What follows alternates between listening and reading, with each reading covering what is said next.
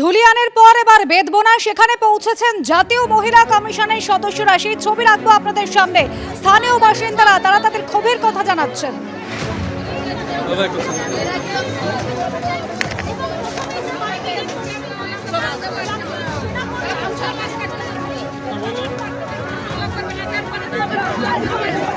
গ্রামের ভিতরে যাচ্ছেন জাতীয় মহিলা কমিশনের সদস্যরা, একেবারে স্থানীয় বাসিন্দারা যেখানে আক্রান্ত হয়েছেন তারা তাদের সঙ্গে কথা বলছেন। এর আগে আপনাদের দেখিয়েছি ধুলিয়ানে কিভাবে স্থানীয় বাসিন্দারা তারা তাদের আতঙ্কের কথা জানিয়েছিলেন। এনআইএ তদন্ত দাবি করেছেন, বিএসএফ এর স্থায়ী ক্যাম্পের কথা জানিয়েছেন বারবার। আর এবার বেদবোনায় পৌঁছেছেন জাতীয় মহিলা কমিশনের সদস্যরা, যাদের বাড়ি ভেঙে গিয়েছে, পুড়ে গিয়েছে, তাদের কাছে পৌঁছেছেন। বড় করলেই হয় জায়গাটা।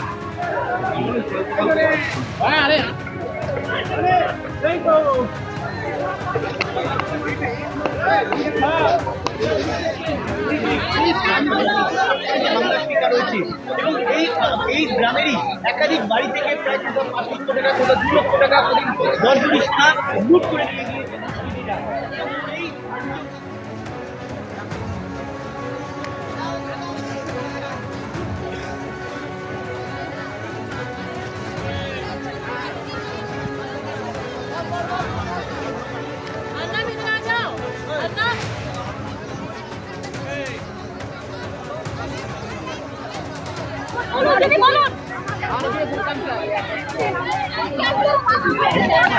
दीदी साइड दे दीदी साइड दे दीदी साइड दे दीदी साइड दे।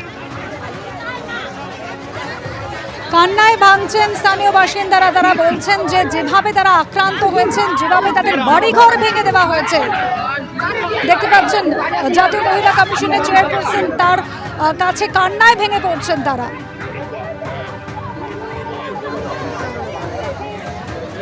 তারা বলছেন যে আতঙ্কে ঘুমোতে পারছেন না, এখনো পর্যন্ত অনেকেই নিজের বাড়িতে ফিরতে পারেননি, আশ্রয় শিবিরে তাদের থাকতে হচ্ছে এবং তারা জানেন না বাড়ি ফেরার পর তারা আগের মতন জীবন কাটাতে পারবেন কিনা।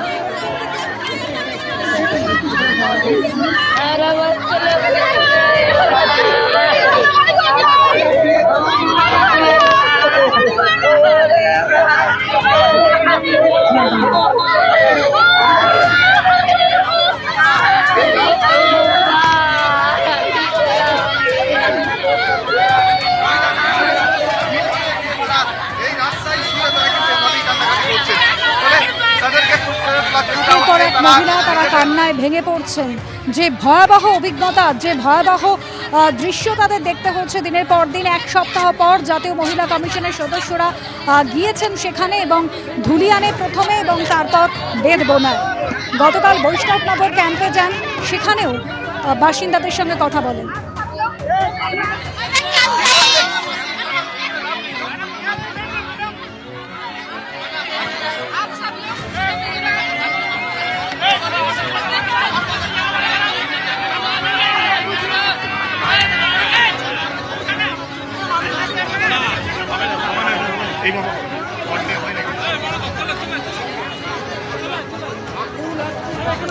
রাস্তায় শুয়ে পড়ে তারা কাঁদছেন, হাহাকার করছেন, যেভাবে তারা তাদের বাড়িঘর পেয়েছেন, অনেকের দোকান পড়ে গিয়েছে, কি করবেন তারা জানেন না, ভবিষ্যৎ অন্ধকার। আর সেই অবস্থায় জাতীয় মহিলা কমিশনের সদস্যরা যখন তাদের কাছে গিয়েছেন, তারা বলছেন তারা বিএসএফ এর স্থায়ী ক্যাম্প চাইছেন, এনআইএ তদন্ত দাবি করছেন।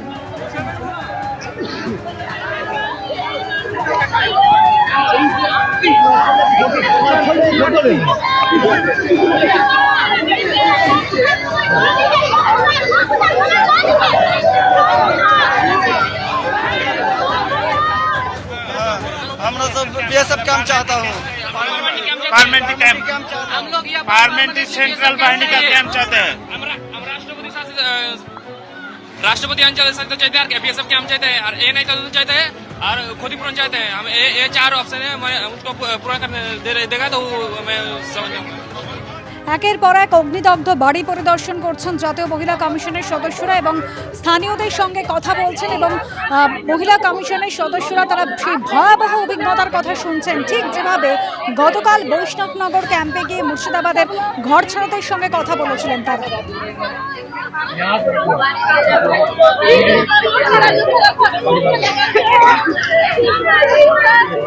हमारी बात सुनेंगे। सब लोग शांत बैठो, सब शांत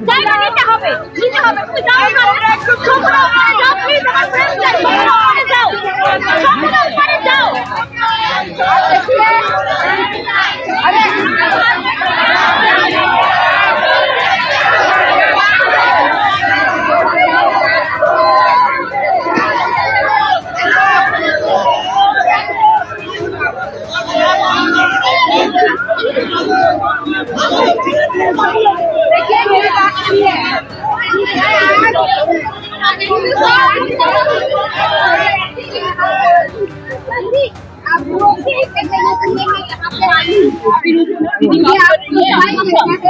आप चिंता मत करो, आपकी छुट्टी के लिए यहाँ पे बीएसएफ आया है, केंद्र के अंदर भी यहाँ पे आए हैं। और मुझे आपको इतना ही कहना है कि आप धैर्य रखें, आप यहाँ पे रहो। आपकी सुरक्षा की जिम्मेदारी सभी केंद्रीय दल ने ले ली है, पुलिस भी यहाँ पे है। आपको केंद्रीय दल से अच्छी सुरक्षा मिलेगी, आप चिंता मत करो। जो आपकी ये स्थिति यहाँ पे हो गई है, इसको मैंने देखा है और मुझे खुद को बहुत बुरा लग रहा है। इस सब विषय का रिपोर्ट हम जरूर हम गृह मंत्रालय में करेंगे। उसी के साथ साथ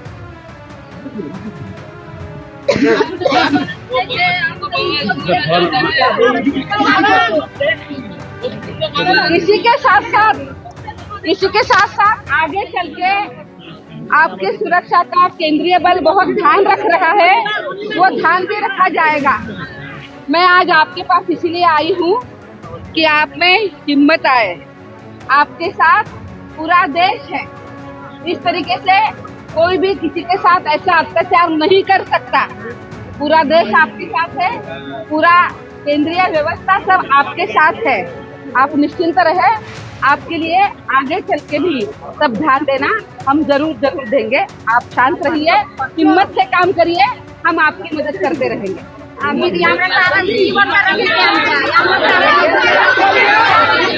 मैं समझती हूँ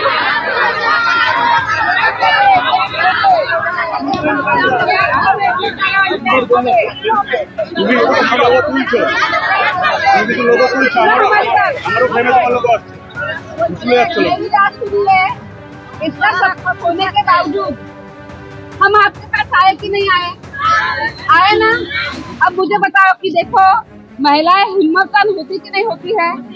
आप हिम्मत रखो, आपके साथ पूरा केंद्र आपकी मदद करेगा, आप चिंता मत करो। हम आपको मिलने के लिए आए हैं, आपको देखने के लिए आए हैं, आपकी स्थिति समझने के लिए आए हैं।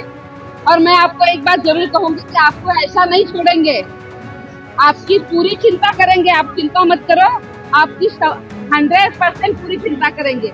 इसीलिए तो यहाँ तक आए हैं ना, इतने दूर से। आपकी चिंता बहुत है, तो आप ये मत समझना कि आप अकेले हैं। आपके साथ पूरा देश है, हम सभी आपके साथ हैं।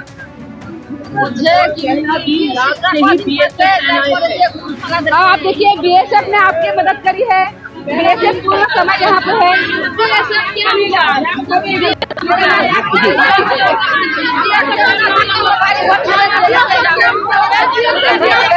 आप चिंता नहीं करो, हम आपको मिलेंगे।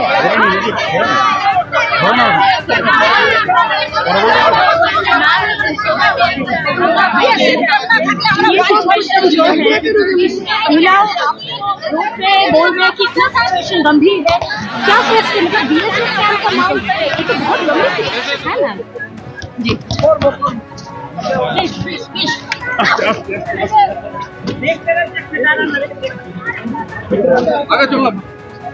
সব হারিয়ে বুক ফাটা কান্না স্থানীয় মহিলাদের। তারা যখন হাহাকার করছেন, সেই সময় জাতীয় মহিলা কমিশনের চেয়ারপারসন তিনি তাদের আশ্বস্ত করার চেষ্টা করলেন। তিনি বললেন তিনি সমস্ত পরিস্থিতি দেখেছেন, তাদের দুর্দশার কথা জেনেছেন এবং সমস্ত রিপোর্ট কেন্দ্রকে দেওয়া হবে।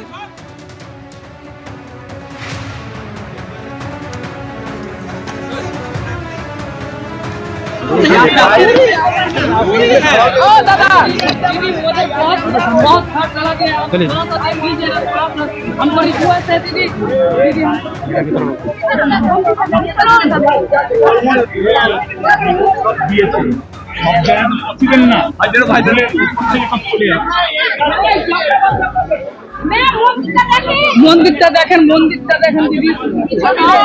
হ্যাঁ, ঠিক আছে দিদি।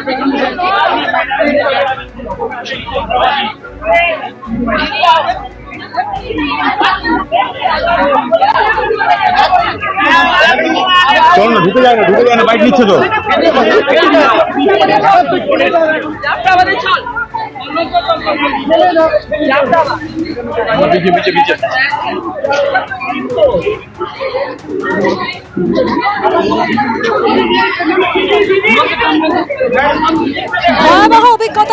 ভয়াবহ অভিজ্ঞতার কথা জানালেন তারা জাতীয় মহিলা কমিশনের সদস্যদের। শ্রীরূপা মিত্র চৌধুরী রয়েছেন, অর্চনা মজুমদার রয়েছেন, তাদের কাছে তারা কান্নায় ভেঙে পড়লেন। সেই হাহাকারে কথা শুনে জাতীয় মহিলা কমিশনের সদস্যরা তিনি বললেন যে দেশবাসী এবং কেন্দ্র আপনাদের পাশে রয়েছে। তিনি সমস্ত পরিস্থিতি খতিয়ে দেখেছেন। প্রথমে ধুলিয়ানে গেছেন, তারপর বেদবোনায় পৌঁছেছেন জাতীয় মহিলা কমিশনের প্রতিনিধিরা। সমস্ত পরিস্থিতি খতিয়ে দেখে তারা জানাবেন কেন্দ্রকে। ইতিমধ্যেই যারা আতঙ্কিত রয়েছেন এখনো পর্যন্ত তারা বলছেন তারা রাতে ঘুমোতে পারছেন না, নিজের বাড়ি ফিরতে পারছেন না। বিএসএফ এর স্থায়ী ক্যাম্প চাইছেন, এনআইএ তদন্ত দাবি করছেন। দিদি আমি নিয়ে যাচ্ছি, আমরা যাবো কি? আমরা বাইকে চলো।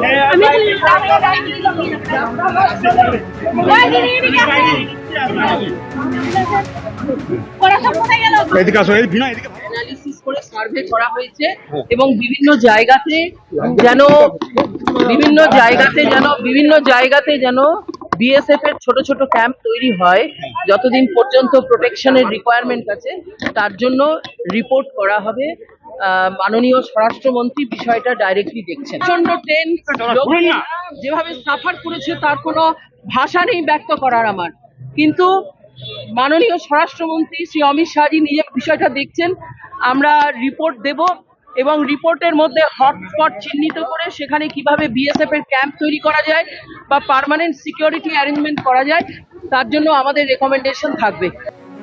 আক্রান্তরা অভিযোগ জানাচ্ছেন এবং সেই অভিযোগের কথা শুনে শ্রীরূপা মিত্র চৌধুরী তিনি যেরকম জানালেন যে তারা সমস্ত কিছু খতিয়ে দেখে যাতে যত দ্রুত সম্ভব ক্যাম্প তৈরি করা যায়, যাতে তাদের নিরাপত্তা সুনিশ্চিত করা যায়, সুদৃঢ় করা যায়, সেই বিষয়ে তারা ভেবে দেখবেন। একের পর এক জায়গায় যাচ্ছেন জাতীয় মহিলা কমিশনের সদস্যরা। ধুলিয়ান এবং তারপর বেদবোনা, প্রত্যেকটি জায়গায় কিন্তু আক্রান্তরা তারা কান্নায় ভেঙে পড়ছেন। তাদের হাহাকার গিয়ে পৌঁছচ্ছে জাতীয় মহিলা কমিশনের সদস্যদের কানে।